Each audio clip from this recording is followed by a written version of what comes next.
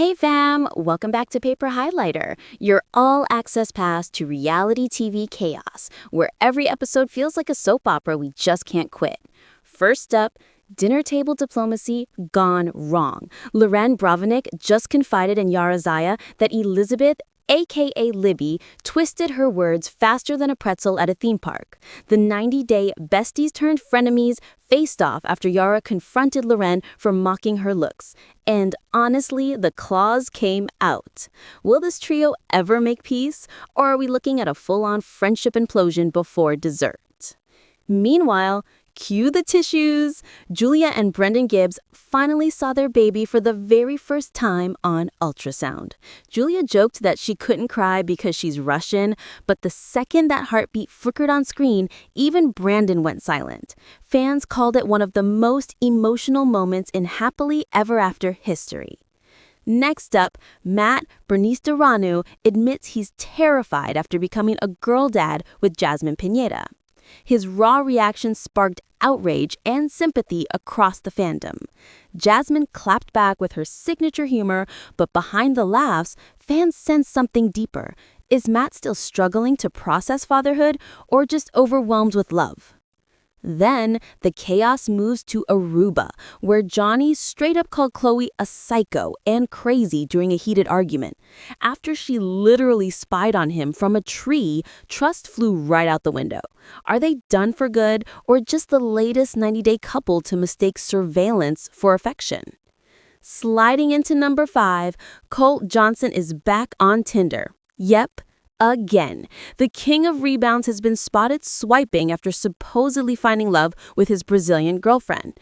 Fans are joking that Tinder should rename itself Colt's Casting Call. And finally, Shekinah Garner is catching heat for using GLP-1 weight loss shots, even though she's not overweight. Viewers are calling it dangerous, while others blame her boyfriend Sarper for pressuring her to stay under 130 pounds. Whatever is really going on, this one has fans seriously concerned. Don't forget to like, subscribe, and ring that bell so you never miss the next Paper Highlighter deep dive. Now cue that first segment because Loren and Yara's dinner feud, it's messier than ever. The dinner table might never be the same again because Loren just accused Elizabeth of twisting her words and now Yara's caught in the middle. So here's what went down. Loren Branis, who's usually the one making jokes and keeping the energy light, sat down with Yara and basically said, "I've had it." She opened up about how Elizabeth, better known to fans as Libby, completely twisted the dinner conversation to make her look like the villain. Now remember, these three have shared plenty of screen time and even moments of laughter, but this episode took a sharp left turn. Yara didn't hold back either. She confronted Loren directly, saying she didn't appreciate the way Loren made fun of her looks behind her back. Cue the tension music and a few long stares across the table. Yara reminded Loren that she expected both her and Libby to act like grown women, especially at her business launch event, where the chaos really started. She said she was distraught seeing her friends stir up drama instead of supporting her. And let's be honest, Yara comparing her age to theirs to justify being the mature one, that was a power move worthy of a slow clap emoji on screen. But Loren wasn't backing down. She called Elizabeth hypocritical and mad for turning the previous night's dinner into gossip fuel.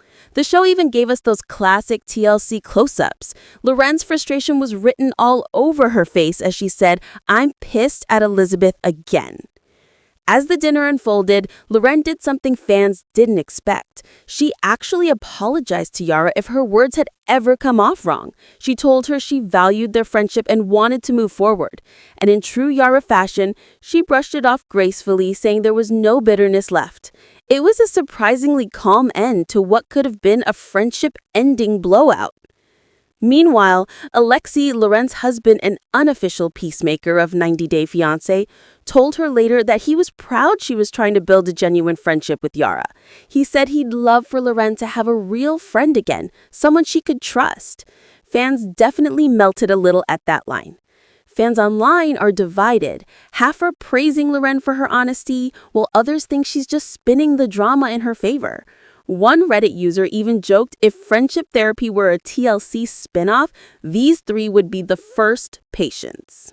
Stick around, because from tears at the dinner table to tears in the ultrasound room, our next story will melt your heart.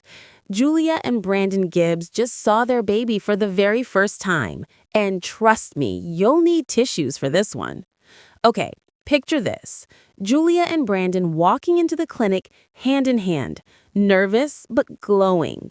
The episode opened with Dr. Mayer greeting them like old friends. "All right, my love, footrest out. You're gonna feel a little bit of pressure." Immediately, the tension hit the air. Julia admitted she'd been feeling hungover every day, the kind of honesty we love from her. The doctor calculated 7 weeks and 4 days pregnant, and fans could feel both of them holding their breath as the gel hit the screen. Then it happened. The grainy ultrasound image came to life, and there it was, a tiny flicker. The doctor smiled and said, "That's your baby's heartbeat." You could practically hear the internet collectively sob. Julia gasped, whispering, "Oh my God." She even tried to play it cool, joking, "I can't be emotional, I'm Russian." But when the doctor responded, "Yes, you can, you're a woman with a baby inside," the moment totally broke her. Her eyes filled with tears, while Brandon, usually the talkative one, just sat in stunned silence, completely lost for words. Longtime fans know this couple hasn't had it easy. Between clashing with Brandon's parents and adjusting to farm life, every victory feels hard won. That's why this scene hits so hard. Brandon even confessed afterward that he wants to make peace with Ron and Betty now that a grandbaby's on the way. It's like the ultrasound re-anchored them in something real, something pure. By the time they left the clinic, viewers were basically a puddle. This wasn't just a medical checkup. It was a full-circle redemption moment for two people who started as uncertain newlyweds and are now stepping into parenthood, ready or not. Fans online called it the most genuine scene 90 Day Fiancé has aired in years. One Redditor wrote, "For once, no drama, just love and real emotion. Protect this couple at all costs." Don't touch that dial, because from happy tears to anxious ones, the next dad-to-be isn't celebrating just yet. Matt Branis admits he's scared stiff after welcoming his baby girl with Jasmine Pineda, and what he says next might shock you. So let's unpack this. The new episode of 90 Day Fiancé Happily Ever After opens on a surprisingly quiet hospital scene, Matt holding his newborn daughter for the first time. You'd think it would be all smiles and happy tears, but instead, Matt looks terrified. He tells Jasmine, "It's scary. She's so small and fragile." The camera zooms in. He's staring at the baby like the whole world just shifted under his feet. Jasmine, meanwhile, is glowing and teasing him in that classic Jasmine way, joking, "I can't believe she was first in your bowls. That's gross, Matilda." But beneath the humor, fans could feel the tension. Matt had already caught backlash weeks earlier for saying he was disappointed when they found out they were having a girl. Many called it sexist, some called it honest, but this moment felt like his redemption arc. Matt admitted he was overwhelmed by the responsibility, saying he couldn't believe this tiny human was inside Jasmine just an hour ago. He confessed it made his heart feel like it grew 3 sizes. He wasn't joking. He looked emotional, teary, and completely vulnerable.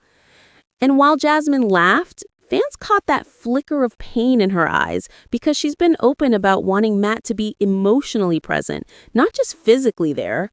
She even reminded him off camera that being scared doesn't mean being distant. Later in the confessional, Jasmine revealed something deeper, that Matt's fear might come from trauma. She said he once witnessed something terrible happen to a woman close to him during his childhood, and that memory still haunts him. Suddenly, his nervousness made sense.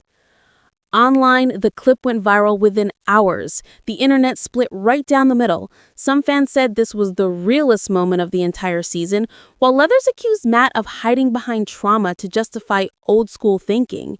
Either way, it had everyone talking. One Redditor summed it up perfectly. Matt's scared because he cares, and honestly, that's refreshing. Another fan wrote, I've never seen a dad look that vulnerable on TLC before. Keep it locked, because from emotional tears to explosive shouts, we're heading straight into a beachside brawl. Johny just called Khloe psycho and crazy on the other way, and this fight gets ugly fast. The episode opens like something out of a telenovela. Khloe, freshly arrived from Boston, is adjusting to Johnny's pirate boat lifestyle until she decides to test his loyalty. Instead of talking it out, she literally hides in a tree with her friend Kariana to watch him work. Fast forward to the next scene, Johny finds out and completely loses it. On the same beach where they once shared romantic sunsets, he confronts her in front of friends, demanding to know why she felt the need to spy. She admits it, calmly at first, saying, "We just wanted to see what you were doing." That's when Johny snaps. He shouts that their relationship has zero trust and calls her psycho, crazy, and jealous. The moment is so raw that even production crew mics pick up the waves crashing louder than their voices. Khloe fires back that she's tired of his mixed signals and constant drinking with his buddy Keener. She insists she only followed him because he stopped sharing his phone location. Johny claims he turned off tracking to have a little peace, but Khloe's not buying it. The fight spirals, Johny accusing her of disrespecting him, Khloe demanding the respect she says she deserves. At one point, Johny yells, "You'll never trust me," and storms off toward the boat, leaving Khloe in tears. Cut to confessional. Khloe admits she doesn't think Johny understands how scared she feels being so far from home. She wanted reassurance, not an explosion. But Johny doubles down, saying, if she can't trust me now, she never will. Viewers watching the scene online called it one of the most unfiltered moments in the franchise. No producer stepping in, no cuts, just two people combusting under the weight of insecurity. Reddit lit up instantly. One fan wrote, "Khloe's not psycho, she's just dating a walking red flag." Another joked, he wanted a mermaid, he got an FBI agent. And just when you think we're done with disastrous love stories, keep it locked. Up next, Colt Johnson is back on Tinder again. Yep, fans caught him swiping for love only weeks after showing off his new girlfriend. You won't believe the photos he's using. Reddit detectives have done it again. Over the weekend, screenshots of Colt's active Tinder profile started circulating online, and the evidence is hard to ignore. In the pictures, Colt flashes that familiar smirk in two recent selfies, one of which fans instantly recognized from his Brazil trip with his now ex-girlfriend. Yes, you heard that right. He's using photos taken in her country to find his next match. The bio? Even more eyebrow-raising. Colt wrote that he's looking to expand horizons, which fans instantly dragged as his latest cryptic way of saying he's single again. One user joked, he's expanding horizons because every bridge he crosses, he burns. Another added, he's like a TLC boomerang, always coming back to Tinder. According to Timeline Sleuths, Colt and his Brazilian girlfriend were still together barely a month ago. They posted cozy photos on Instagram looking very much in love, but the romantic caption stopped abruptly, and Colt quietly deleted most of her pictures. Fans think the Tinder appearance all but confirms the split. If this feels familiar, that's because it is. Colt has a long history of jumping back into dating apps after messy endings. He did it post-Vanessa, post-Jess, and even after the Larissa blow-up that became TLC legend. The man is nothing if not consistent. As for fan reactions, screenshots of his new Tinder page blew up faster than you can say 90-day disaster. People are roasting his self-description, mocking how he lists pet lover when everyone remembers that infamous cat-related fight from season 5. And that looking to expand horizons line, it's now a meme. So far, Colt hasn't commented publicly, but fans think he's testing the waters for a new storyline. One top Reddit theory claims he's deliberately courting attention to pitch another single life season. Whether it's genuine heartbreak or just another TLC hustle, one thing is clear. Colt Johnson never stays off the market for long. As one fan put it, Colt's dating life is the closest thing TLC has to a recurring spinoff. New woman, same chaos. Another quipped, at this point, Tinder should just give him a sponsorship. Don't touch that dial. Because speaking of chaotic relationships, Khloe and Johnny's situation is heating up even more. We've got the full post-season update on whether they're still together. And trust me, the answer will surprise you. When cameras stopped rolling in Aruba, things between Johny and Khloe didn't magically smooth out.